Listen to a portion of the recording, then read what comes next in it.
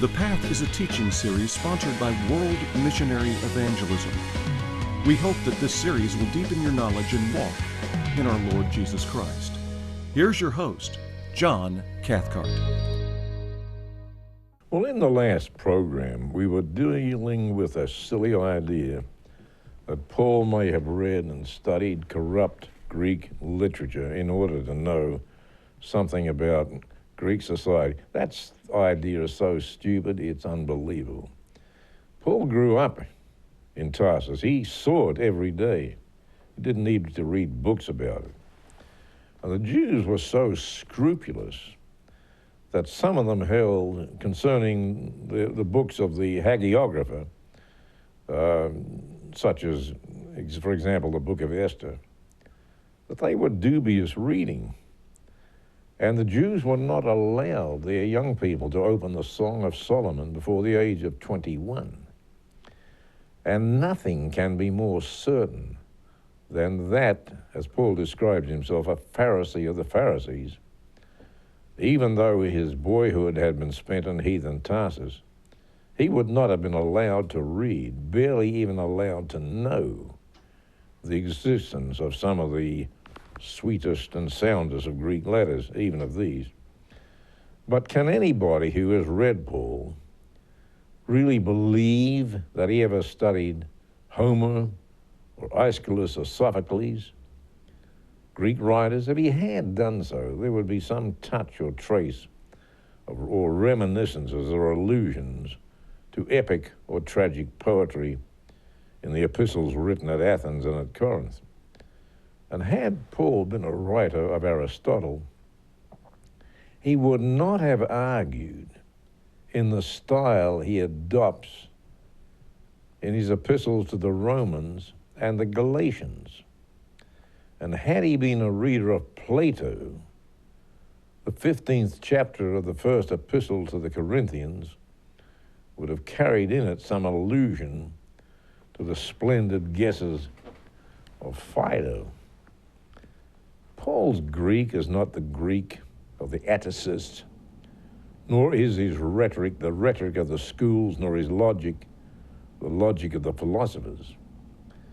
The incomparable energy and individuality of his style and of his reasoning would have been enfeebled and weakened and conventionalized if he had gone through any prolonged course of training which the sophists of Tarsus could have given him.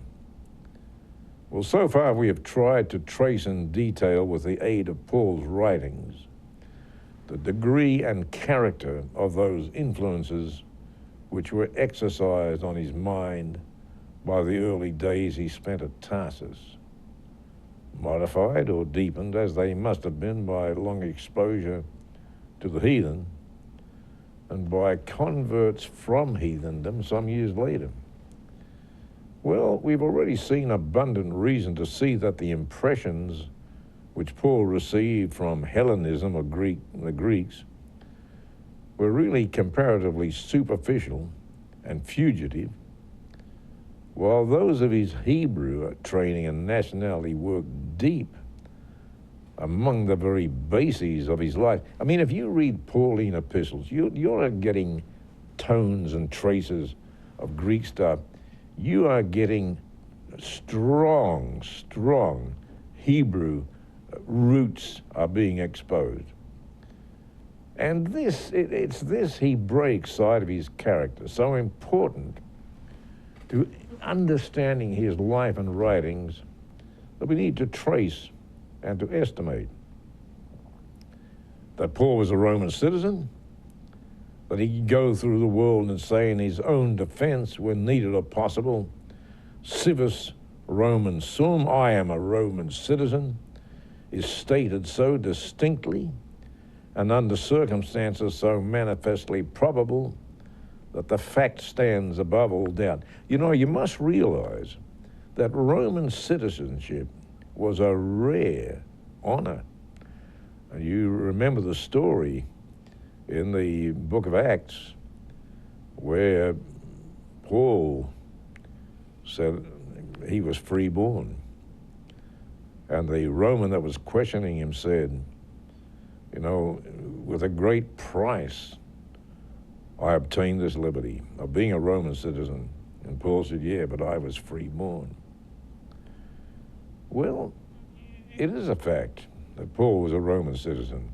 And in the ancient world of that day and time, if you could say, I am a Roman citizen, that was a serious matter. Then people had to be very careful how they conducted themselves, because Paul was not going to be harmed without some reaction from Rome.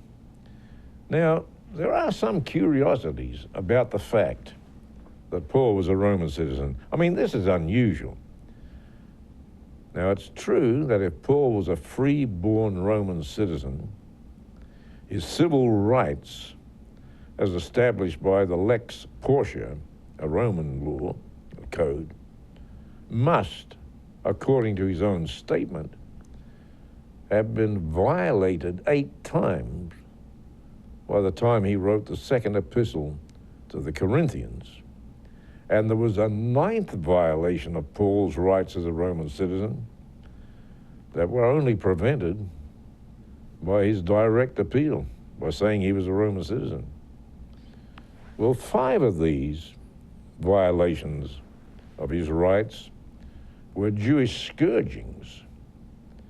And what we've already said may well lead us to suppose that against the Jews, against his own countrymen, Paul would have purposely abstained from putting forward a claim from the mouth of a Jew, which would be regarded by other Jews as an odious sign that he was willing to make a personal advantage of his country's subjection. Jews are under Rome. Paul says, I'm a Roman citizen. I mean, they feel if he does that to avoid punishment, he's taking personal advantage of the fact that they're under Rome. Now, the Jewish authorities possessed the power to scourge. And it's only too sadly probable that Paul himself, when he was their agent, had been the cause of its infliction on the Christians. 55 years. It's a long time, but that's how long world missionary evangelism has been taking care of children. It started with just a few little orphans in India and has grown to touch thousands over the last 5 decades. But what does child sponsorship mean? Well, child sponsorship means that someone just like you is providing food, clothing, medical care, an education, and in many cases, a home in which to live. Imagine for a second growing up on the streets. Imagine for a second being all alone at the age of 4 or 5. Imagine what it's like just to survive. Those we don't help often die. Some are sold into slavery, a problem that still exists in the world today. Yet through child sponsorship, there's a bridge built, a bridge from nightmares to dreams, an opportunity for that child who had no future now to be blessed with a future that lifts others up as you lifted him up. Child sponsorship is a very important part of world missionary evangelism's work. It's such an important part that it's really the heart of our mission, reaching out, saving lives. There are so many children right now who need to be sponsored. And if you were to step forward and take one of them under your care, you would have the knowledge in your heart and in your soul that this child felt Christ's love through your donations and gifts. Why don't you pray about and think about sponsoring a child today?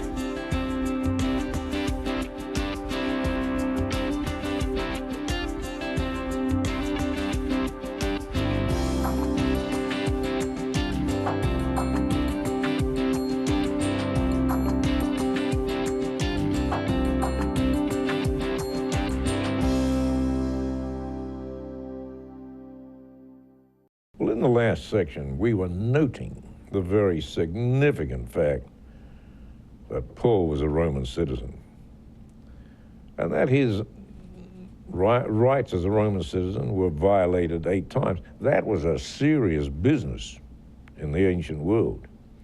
but they were violated 8 times. And they would have been violated a 9th time if Paul hadn't said, I'm a Roman citizen, I appeal to Caesar. Because Paul was a Jew, he didn't want to affirm his Roman citizenship to avoid Jewish scourgings, because he felt that his countrymen would see this as him taking advantage of his rank and of their subjection. And then again, Paul, when he was an agent of the Jews, had doubtless inflicted scourgings on Christians.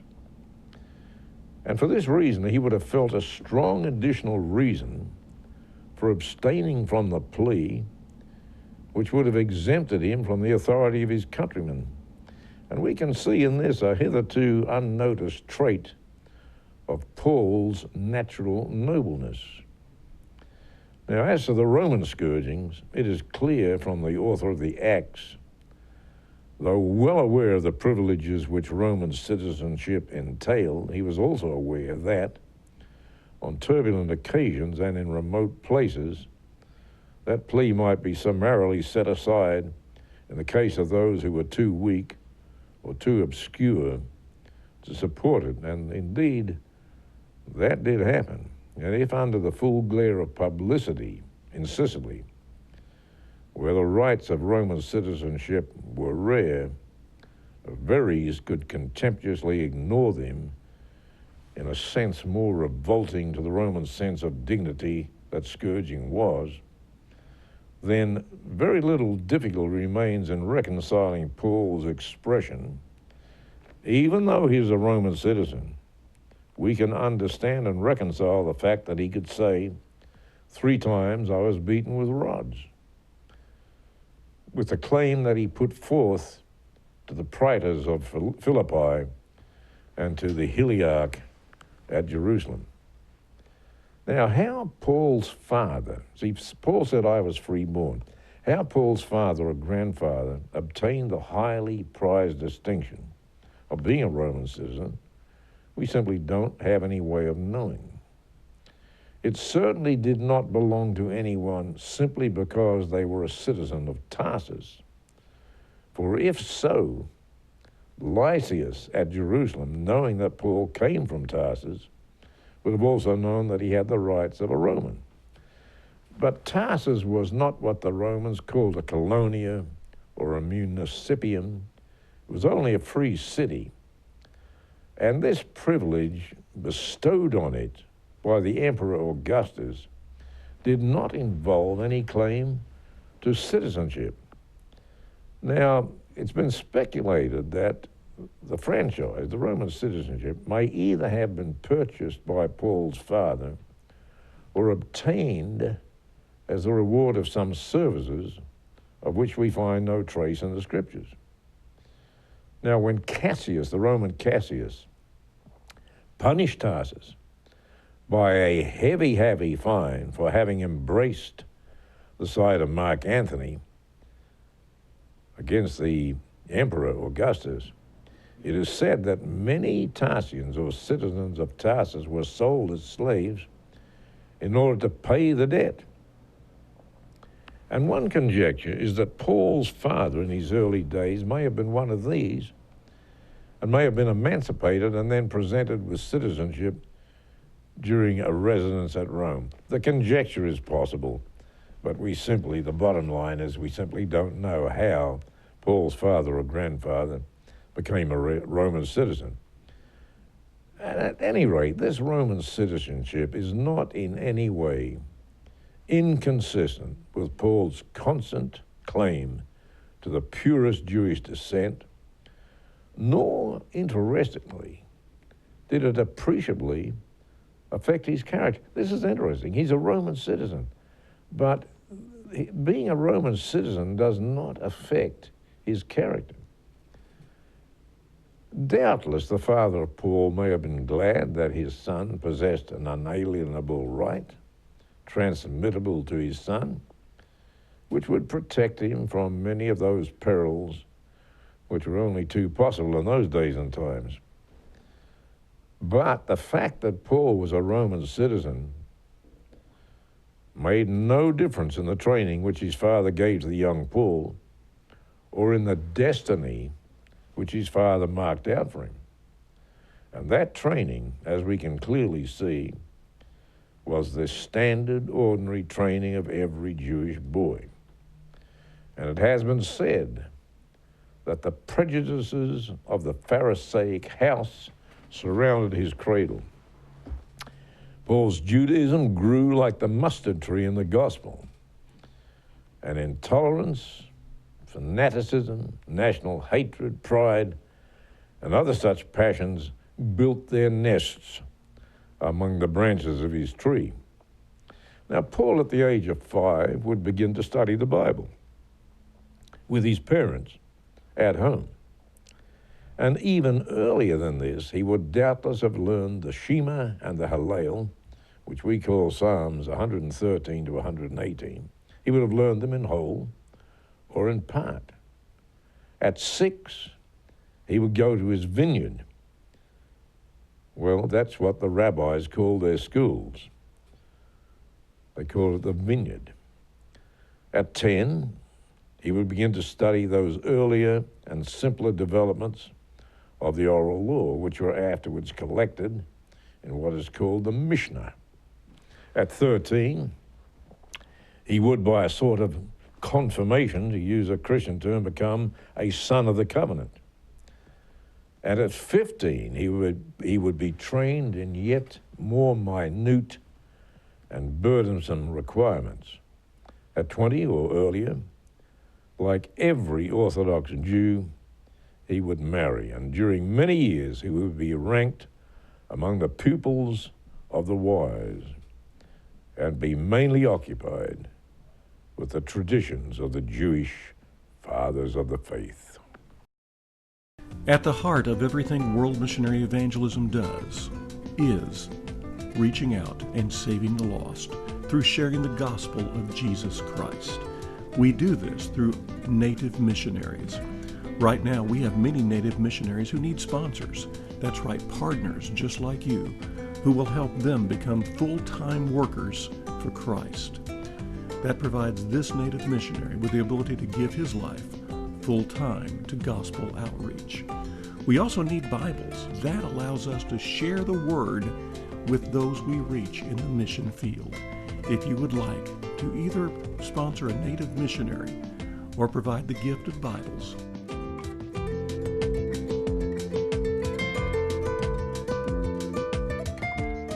simply call us at 1-800-501-2851.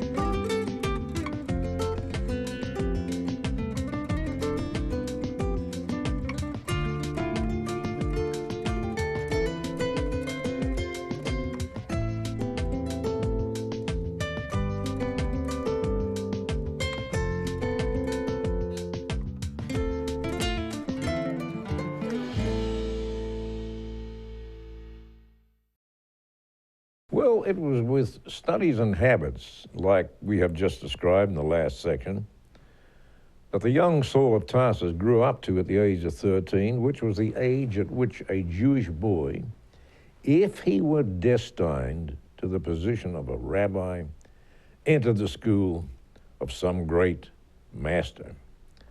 Well, the master of those pupils that Saul was enrolled with was the famous Gamaliel, a son of Rabban Gamaliel and a grandson of the great Hillel, a doctor of the law, had in reputation among all the people. Now, there were only 7 of the rabbis to whom the Jews gave the title of Rabbian. And 3 of these were Gamaliels of this family, and each in turn rose to the high distinction of Nasi, N-A-S-I, or president of the school. Gamaliel the first, like his father Hillel, held the somewhat anomalous position of a liberal Pharisee. Pharisee in heart, he felt the zeal for the traditions of his fathers and had some of the narrow exclusiveness which characterized Shammai, who was an opposing school, an opposing master, the rival of his grandfather, and the hard school which Shammai had founded. Now, his liberality, that's Gamaliel's liberality of intellect, showed itself in the permission of pagan literature, and the largeness of his heart in the tolerance which breathes throughout his speech before the Sanhedrin. You remember in the book of Acts that they're going to persecute the church? And Gamaliel gives some advice, and he says, you know, if this thing is of God, be careful you don't mess with it. And he says if it's nothing, if it's not of God, it's going to come to naught, it's going to come to nothing. You don't have to do God's work for him. He said there have been a lot of people who declared they were a great somewhat, and gathered a group and led them off into the wilderness. I always think these are funny words. And someone rose up declaring they're a great somewhat and led a crowd off into the wilderness, and they've never been heard of since. And so Gamaliel pleads and says, look, God doesn't need us to help him do his business. He'll take care of it for himself. Great speech. Now, there's no authority for another silly tradition that Gamaliel was a secret Christian. But what we can see from the numerous notices of him in the Talmud and from the sayings which these ascribed to him was that he was a man of exactly the character which we would infer from the very brief notices we get of him and his sentiments in the book of Acts.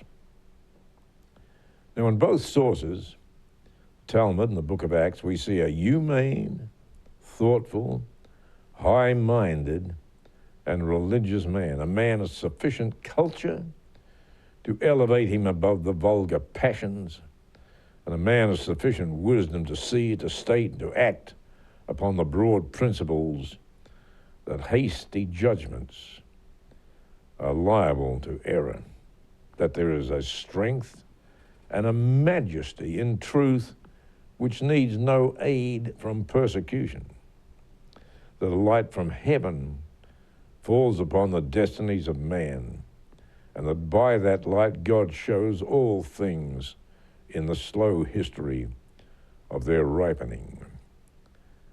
Now, in all probability, Saul of Tarsus sat at the feet of Gamaliel, the eminent Sanhedrist, for many years. And though for a time the burning zeal of his temperament may have carried him to high excesses of intolerance, in which he was untrue to the best traditions of his school, yet since the sunlight of the grace of God ripened in his soul the latent seeds of all that was wise and tender, we may believe that some of those gems of charity had been implanted in his heart by his eminent teacher. In other words, Paul was young, and by temperament he's fiery. He's fiery. But Gamaliel is planting seeds of wisdom in his heart, and the grace of God is falling upon them. You know, there's a great story, and it's been cast in movies, about the time when a woman taken in adultery was brought to Jesus for judgment. And Jesus bent down and wrote in the sand. It's interesting how Hollywood has approached this. We don't know what Jesus wrote. The way Hollywood presented it, it was very interesting, was as each man that came over to look at what Jesus had written in the sand. What he had written was the sin in which they were engaged and from which they were suffering. But the scripture makes a very interesting comment from a human point of view. And it says that beginning at the eldest, even to the youngest. Notice it doesn't say beginning at the youngest to the eldest. They got up and left. But beginning at the eldest, then on down to the youngest, they got up and they walked away. Age can do several things to you, and one of them is it can teach you wisdom, and it can teach you tolerance, and it can teach you to refrain from judgment. Well, so far from seeing any improbability in the statement that Paul had been a student of Gamaliel, it seems to me that it throws a flood of light on the character and the opinions of the apostle. With the exception of Hillel, there is not one of the Jewish rabbis, so far as we can see them in the light of history, whose virtues made him better suited to be the teacher of Paul than Hillel's grandson. I believe with all my heart that it was God's providence, that caused Paul to sit at the feet of the Gamaliel, where wisdom was implanted in him. 55 years. It's a long time, but that's how long world missionary evangelism has been taking care of children. It started with just a few little orphans in India, and it's grown to touch thousands over the last 5 decades. But what does child sponsorship mean? Well, child sponsorship means that someone just like you is providing food, clothing, medical care, an education, and in many cases, a home in which to live for children who have no one to turn to. Yet through child sponsorship, there's a bridge built, a bridge from nightmares to dreams, an opportunity for those dreams to be realized through education, an opportunity for that child who had no future now to be blessed with a future that lifts others up as you lifted him up. Why don't you pray about and think about sponsoring a child today?